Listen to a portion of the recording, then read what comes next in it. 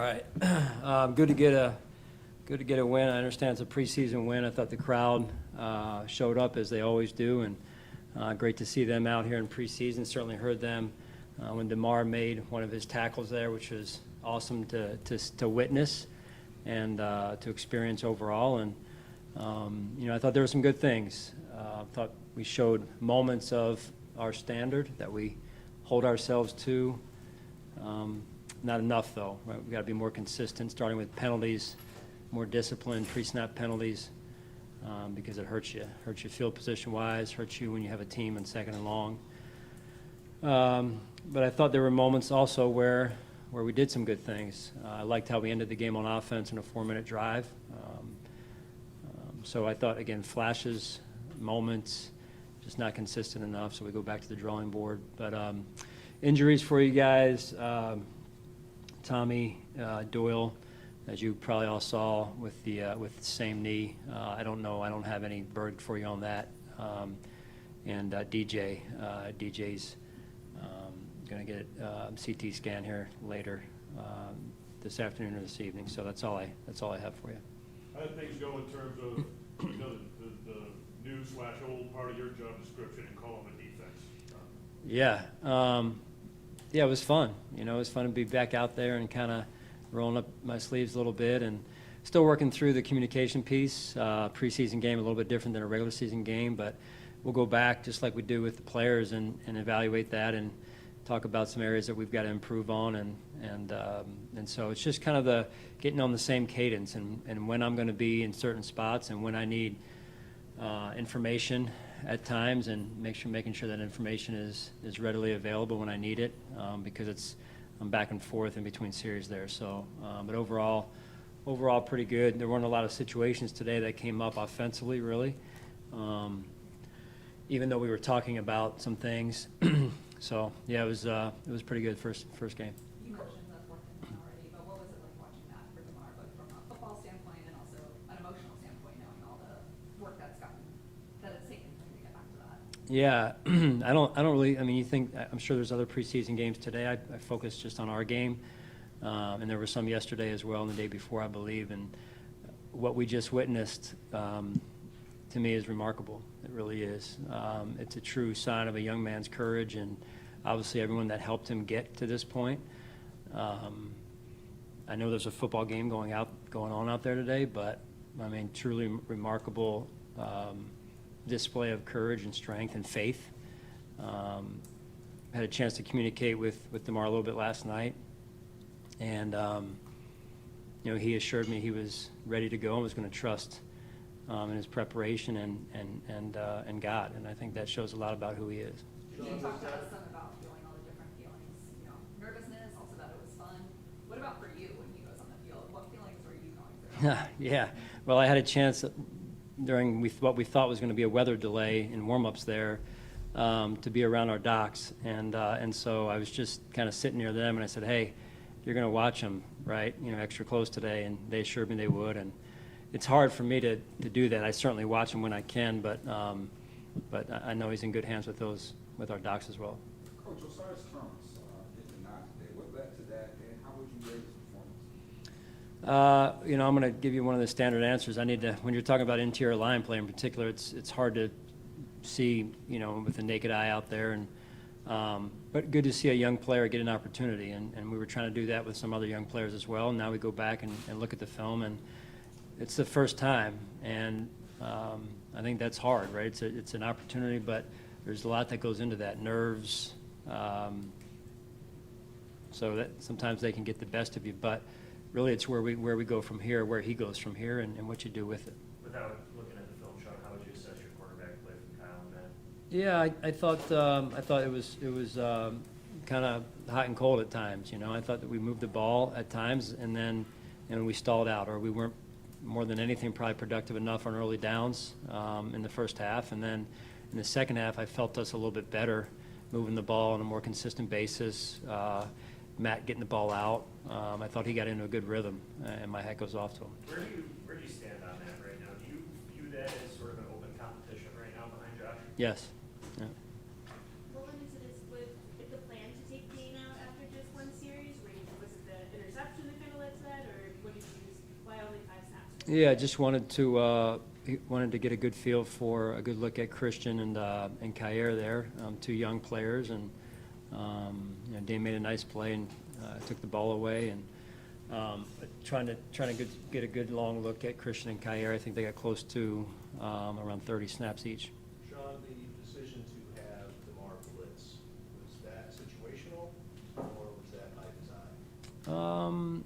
Probably more situational. It wasn't anything that we were going to call his number per se. And I think the great part about what we've all witnessed with Damar is he's gone from very much in the spotlight in the months following the event on the field in Cincinnati, and what I love about him and respect about him is he's, with all that going on, even still, he really tries to just embed in the team, right, and not make it about him, and go about his business and getting himself ready for a season. And I think really, again, that speaks to who he is as a person. Last night when you mentioned you had a talk with him, was that a typical type of discussion you would have with any player before a game, or did you feel, was that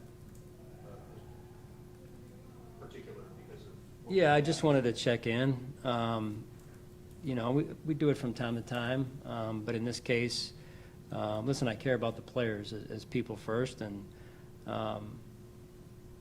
wanted him to know certainly that we support him, but also at any moment in time, if he felt a certain way and needed to talk about it, and I hope he knows this anyway, and I hope all the players know this, but that he could come to me and we could talk about it. And like I've said to you guys before, there was not going to be any pressure from me to play, and we were going to go at his cadence. And amazing. I mean, just truly amazing. Nothing I did, all Damar. Do you have an update or an extent of Terrell Bernard's injury? So He hurt his hamstring in that last practice at training camp, and don't quite know exactly how long it's going to be, but usually hamstrings take a little bit of time, and so that's what we're expecting. How does that affect the middle linebacker battle and maybe even Balin's place in that? Yeah. Understanding he was kind of the odd man out at that time. Well, it's unfortunately hard to not only make the team, but to control pieces of playing time when you're not out there. That said, I thought he was having a good preseason in terms of training camp up to this point, and I was excited to watch him play and split some reps with T-Dot. But obviously we weren't able to do that. So now the piece he needs to control is getting back healthy again and getting back on the field as soon as possible. And I thought overall as a middle linebacking core, I thought they did some good things, and you saw AJ in there as well, and then Balin as well. So I thought they did some good things out there. That group. Sean, To jump back to, you go ahead. I think you mentioned it earlier, but to clarify on Tommy Doyle, the knee injury was it the same knee that he hurt last year? Same knee. Okay, Right. and I know it may be premature, but are you at all concerned that it could be related? Yeah, no, I don't know. I just know it's the same knee. I don't know to what extent it is at this point. So to jump back to Damar, we talked about was it on defense a bit, but starting on special teams. Are the conversations around that any different? Just his high velocity and everything before his first special team snap. Like, what were those conversations like, if any? Probably wasn't many, to be honest with you, other than with Coach Smiley and Coach Harkey.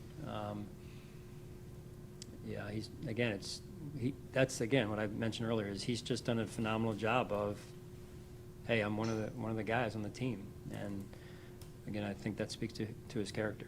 Sean, almost all your starters were out there today. Kind of what went into that decision of wanting those guys to play today, and what is your outlook kind of on the rest of the preseason with specifically the guys who are penciled in? Yeah, we felt like every year is different, and we felt like from the research we've done and the work we've put in the offseason in particular, that this was the best approach. As you saw, I held a couple guys out that were healthy scratches in this case, but just ramping them up incrementally, we felt like it was the right approach. Coach, James Cook went out and executed a great, touchdown play. You better talk about the boost that Tavius Murray was able to provide in that first half. Yeah, I could feel him, and just in terms of his presence out there. He's a big back. He runs strong, and he's been a he's had a good leadership presence and influence on our football team as well. So, you know, I think it's great when you can get a local guy that takes a lot of pride in Western New York and what the Bills mean to Western New York, and can come in and contribute the way he has so far. Speaking of running backs, what's the update here? It's missed a few days now. Yeah, don't have an update at this point. I'll know more tomorrow when I get around Nate and figure out how he's trending. I believe he's trending in the right direction, but I can't put a day on it or a number of days at this point. Talk about Trayvon Howard. We've been waiting to see him flash that last play on that extra point. Just to talk about that. Yeah, that was a big play. You talk about, you know, guys that you can feel their presence out there, and he's done that since spring and also in camp to this point. He's passionate about the way he plays. You can tell he's passionate about football, and he plays hard, and that was a big play in the game and the outcome of the game. Did you get a bit of defense on Isaiah McKenzie that you wanted? Yeah, we didn't chart that. How many catches did he have? He had one catch?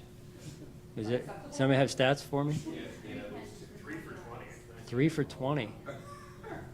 That's good. And a kickoff return for how many? It was a holding call, right? Right? He showed up he visited the locker room a little bit before the game. Not really standard operating procedure in the NFL. Maybe that happens in other sports like baseball and things, but not as much in football. But you know, I guess typical for him. And I love him. Right? We all love him. He's such a great human being, and I'm just so proud of what he's done with his life and his career. On that opening kickoff, is there any chance he wasn't taking it out? Yeah, I think he hesitated a little bit. I was saying, hey, go get him, man, right? Go get him. So, no, I don't know. It's one of those deals where if he would have taken it back to the house, you know, I'm mad at us and mad at myself, and but you know, it was deep. I think T. Bass kicked it, you know, in the back half of the end zone, and it looked like he was going to down it. Then all of a sudden he takes it out. And our guys are like, "Here we go," you know. So that was fun to watch. You guys good?